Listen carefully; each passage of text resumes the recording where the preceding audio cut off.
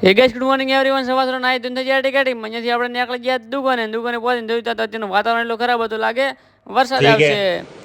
પછી આજે તો આપણે કુરિયર તો કરી, કુરિયરની અનબોક્સિંગ કરીને જોયું તો અંદરથી કોઈ ના નીકળ્યું. તો આપણે પહેલા ભાઈ આને કુરિયરની અનબોક્સિંગ કરી નાખીને અંદર નીકળી દેવી ટાઇટનની વોચ ને. આ ટાઇટનની વોચની પ્રાઇસ શું છે ભાઈ તમને ખબર જ કમેન્ટમાં જરૂરથી જણાવજો ને. ભાઈ લગાવી આપણે ભાઈ મુકામાં આવેલું અંતને તમે ભાઈ કોઈ દી ધોઈને કોઈ દી ભાડે નિયમ ભાઈ ખાવા માટે કીડીઓ ખરેખર ખૂબ જ મહેનત કરે તો ભાઈ એના માટે એક લાઈક તો ત્યાંથી અમે નીકળી ગયા એક પાર્સલ લેવાડો. ભાઈ પાર્સલ એવડું મોટું તો અમારે બે જણા આવવું પડે. તો ફાઇનલ લીધું આપણે પાર્સલ એટલું ભારું હતું ભાઈ નેટ દુકાને લઈને આવ્યા.